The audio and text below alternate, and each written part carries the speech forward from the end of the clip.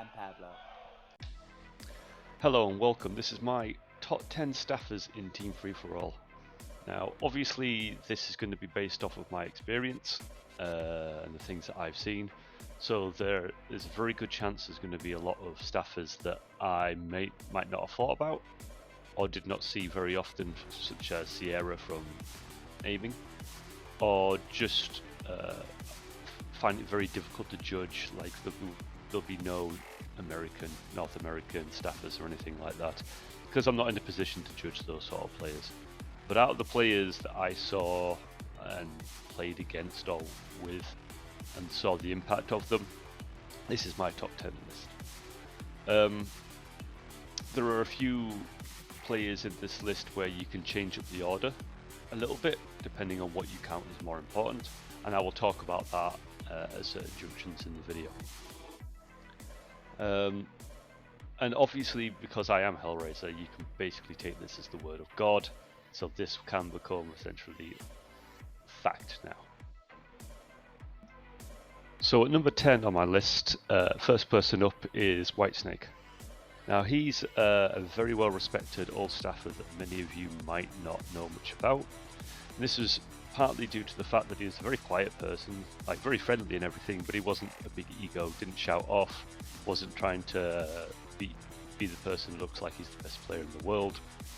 Because for you, those of you who know, back in the old days, even compared to now or any other time, egos are everywhere. People were shouting off, and it was a big battle of insults and showing that you're the best.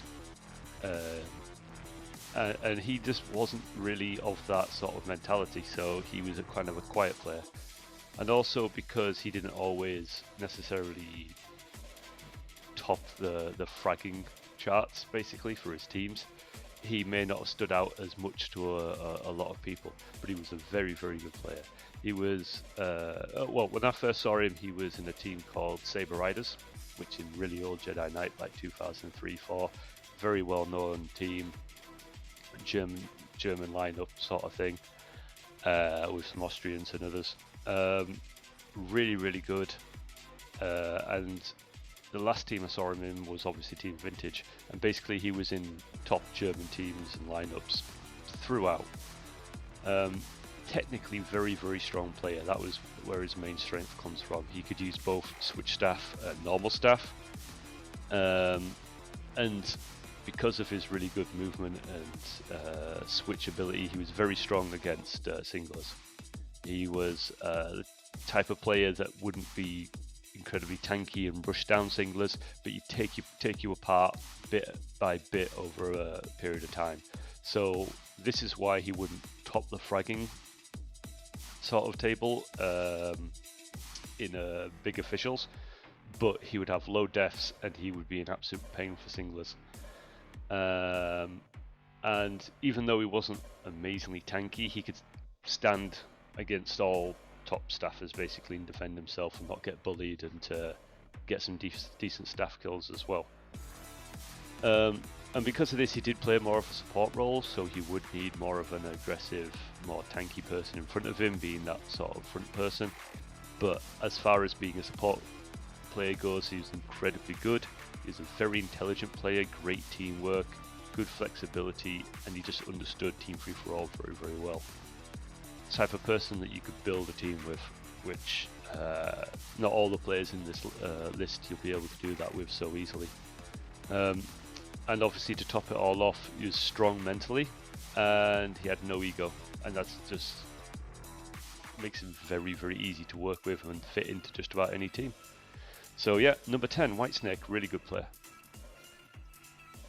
And now for number 9, this is going to be my first and probably biggest controversial pick, Hacher. So, like many of the staffers, especially lower down on this list, he has big strengths and big weaknesses. And because of his big strength, maybe a little bit of bias because he was in TUA, I've put him into this list. And I think he is fantastic at staff versus staff. I think looking at the whole list and everyone that I've seen before, he is probably at his prime the best staff player I've ever seen. I had him in the TUA lineup when we used to play against VP, so this would be S3 and Till quite a lot, and he would bin the both of them. Like, he would absolutely tank the hell out of everyone. He is the perfect tank powerhouse example. He hit absolutely so hard that he would just go through staffers or blockers and stuff like that, like crouchers. The idea that you were going to try and tank or block him would be silly to him, and he would just go straight through you. He absolutely bullied players, and in TUA at that time, that was kind of our direction. We wanted to bully on the ground, and there's no better staffer for doing it than Hacher. And if TUA ever got another staffer, it would be in the mold of Hacher more than anyone else, even more than Spirits. But that's mainly because he fits our style more. And then when we had Spirits with him as well, those two were both probably maybe the two best staff players I've ever seen. So it was like having a cheat code, and they would just body staffers all over the place. Probably the best staff duo, and I'd be surprised if there was any that would be as good. And the only one that you can really think of that would be in that area would be Cube and S3. He played really, really well for us, and it's difficult to criticize him. However, he definitely does have some weaknesses, and in the TUA side we did cover for those weaknesses quite a lot. Now, because he's such a tank, and even though he was very, very clean as far as staff goes, he wasn't like huge wiggle and spin or anything like that. He had good technique and he aimed really well with it. However, it does still always come at a cost of mobility when you're more like that. And since he was a ground player and not a jumpy player like, say, Spirits was, he wasn't the best at hunting down singlers or really dealing with them in like a quick aggressive fashion. Even though he was always aggressive, he would be a bit too slow to be the type that was like Till, for example, or Q, where they were just quick and just all over the ground and absolutely catching players out all over the place. So he was slightly ignorable. If you kept an eye on him, you could avoid him if you wanted to and not fight him. And the other weakness that he had would be that he's obviously, because of that, easier to backstab than anyone else on this list. He was just very much a straightforward, I want to fight people head on and tank them. And yeah, in some fights, amazing, absolutely amazing, and as good as you ever want, but not suited to all sort of fights. And a lot of people are going to criticize his mentality. Yeah, Flamer, not a nice person, but honestly more mentally strong than most of you would probably expect. He didn't rage. Sometimes he would if he got really under his skin, but a lot of the time he's more focused on, I want to win to prove blah blah blah. The biggest insult is for me to beat you and then I can say whatever crap I want to say. But otherwise, mentally strong, good player, but with obvious big weaknesses as well. So it all depends on how you're building your team. At number 8, I'm going to put down another slightly controversial player, would be Borka. Now, I imagine that some people thought he may be higher on the list, and for good reason. In terms of pure talent, you could put him in the top 5 quite easily, maybe higher than top 5. Because he can do just about everything. He can play switch staff, he can play normal staff. He's good on the ground, he's good in the air, he's good against single, he's good against staff, he's good against block, he's good against clean styles, he's good against jumpers, he's good against anything. Like, he doesn't have, in terms of pure fighting ways, a weakness or something that he needs to worry about. He could have been one of the best or higher up the list, even though he's number 8, still good. He didn't achieve nowhere near as much as what he should have, and it all comes down to the fact that he has the weakest mentality on the list. He is a little bitch boy. He rages, he tilts, god awful teamwork, plays for himself like he wants to be a hero, underestimates his opponents, and essentially fucks up all the time. I have seen him play with Till, which is like, it's a massive advantage. You're playing with Till, holy shit. And in a 3v3, losing to Spirits and 2 singlers, it would have been Jador and one other. And Spirits could beat the both of them and protect his singlers and come out winning the 3v3 with relative ease. Now, if you're playing with Till and you're as talented as Borka, that should not happen. And I imagine it didn't just happen once. I can just remember, because I missed a lot of these kind of fights. But from what I saw, he was so under his own level in terms of performance that he can't be placed higher, in my opinion. He just didn't achieve anywhere near as much as he should have, and he could be like, because he was the front man for his team. He was great attacker, tanky, and also fast and technical, but fucked up way too much. And on paper, his team should be beating Spirits' teams, and they lost far more than they won, as far as I'm aware, or at least from what I saw. And it was very much a mental problem. And yeah, there's not much more to say to it because I don't know him personally. But yeah, huge talent, mostly wasted. Now, when talking about those previous 3 that I just did, the Borka, Hacher and Whitesnake, you could in theory switch them around quite a lot. There's not a lot of difference between those 3 in my opinion. Whitesnake could be the best of them. He was the most successful of the 3. Hacher is maybe the biggest in terms of utility, and Borka in terms of talent. I put it in that order. Honestly, my opinion changes in that all the time. Anyway, moving on. Next one, number 7, Raziel. I think a lot of people won't be expecting Raziel, at least not this high, but he was a fantastic player. He was the best Romanian player that ever played. And he made his name, as far as I'm aware, with Minia and Grizzle in X2S. I don't think he was in Jedi Sentinels. Anyway, he was their front player of their lineup, being incredibly aggressive and taking the pressure off the other 2, so the other 2 could get some space and play more jumpy and more defensive, depending on what they wanted to do. He was the front man. He was taking the brunt of the focus off the enemy. And he was lightning fast. He was quick on the ground and aggressive as hell. He didn't stand still. He went for people, and that allowed him to break up the enemy. And so he created almost a one-sided chaos, where the enemy would be put into just a mess, breaking the structure, destroying the shape and getting players isolated and thrown around, while not being chaotic for his teammates. Sure, he was chaotic for his teammate, but nowhere near to the extent of what he did for the enemy. So this put his teammates into the advantage all the time. And obviously, as the explanation shows, he was much better against single than he was staff. He was still good against staff, but he wasn't standout. He stand out against single. And those 3 were competing to be the best team of their era consistently, who were just always good against teams like Zedai, Axiom, Zetox, and whoever was around at the time, because teams were kind of breaking up and forming quite a lot in those days. And just due to how quick he was, he made it incredibly difficult for anyone to play against them.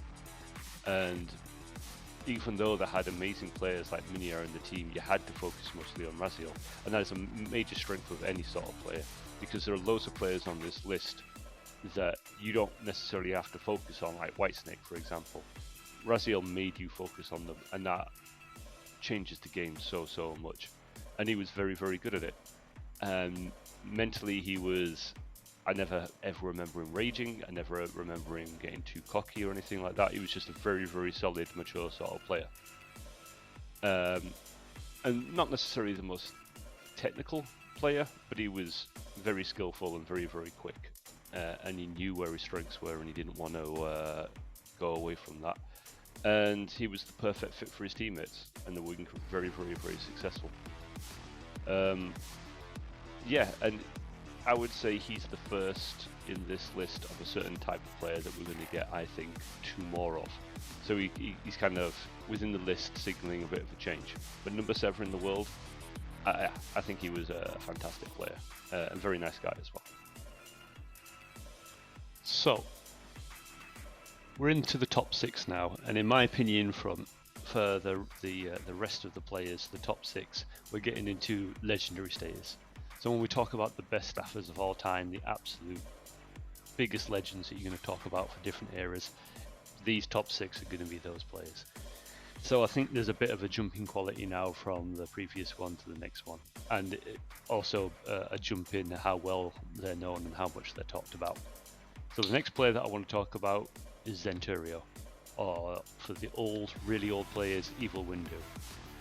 Now, he's one of the most iconic players for Jedi Knight, especially if you're an old school player, because not just of how important he was and unique he was, but the fact that he brought switch staffing to the game. I don't know of anyone that did it really before him, and if they did, not to the level that he did. His technical level with switch staffing and technical level in general is probably the highest, or at least if not the highest, very much competing with the highest.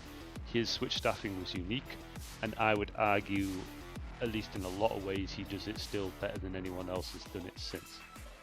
And when he's brought the switch staff, due to how good he was at it and how absolutely terrifying he was for singlers to play against, he spawned loads of people trying to copy him, watch his demos, and just try to imitate what he was. And no one ever got it down to how he did it. You've had different versions of it, which are a lot of them are very, very good still, but never quite what he had.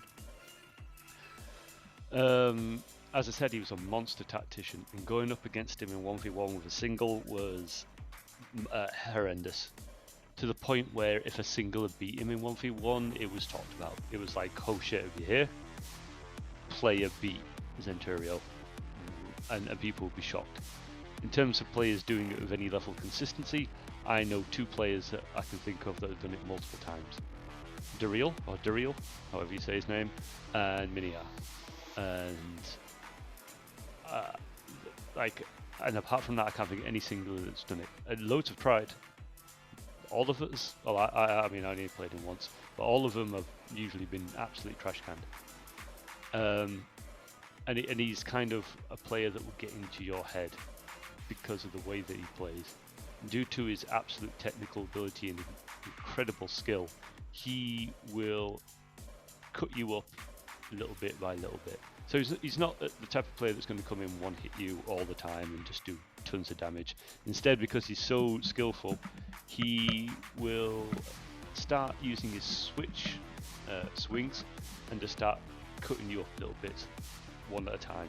So every time you swing, he'll hit you, and every time you don't swing and try and play defensive or fall back, he'll hit you, and he'll do little cuts everywhere. So you can't stop it. There's no way of stopping it. It's going to happen. So you've got to find a way of trading it out or getting away or stopping it in some way, and it becomes just like a horror show. He's like the Freddy Krueger of Jedi Knight, where he's just going to slowly cut you up until you're dead. And in 1v1, that's a nightmare because he's impossible to hit. He doesn't die very much. He might not be the tankiest of players, and he might not be the one that you're like just running away from and can't get away from. But if he's got into a position where he can fight you 1v1, crouching, he loves it. He'll just hit through it, under it. Technically just too good to be dealt with it, to get parried or anything like that. Spam, he hits strong enough to get through it, and also he can range it because he's so skillful with that switch swing. He gets immense range on that damn thing. And then he's sort of normal swinging or fighting, he just goes around it. Your red swings aren't going to do very much. So it's incredibly difficult to find a way of playing against it. And I'm not sure too much of the way that Duriel fought him in 1v1, but Minia was very much jumping in and out to try and get away. That's how I beat him in my 1v1. I don't think I could have done it consistently at all. I think he would have won more than I did if we did more of them. But yeah, I think the only way is to get in and out as quick as possible to give him no chance of hitting you. Now in Team Free For All, it's difficult to talk about him without talking about Warhammer. He spent nearly the entirety of his time in Jedi Knight with Warhammer in 3v3 and 2v2, and they were immensely successful. For everything that one was weak at, the other was strong at, and so they were just one of the strongest duos in the game.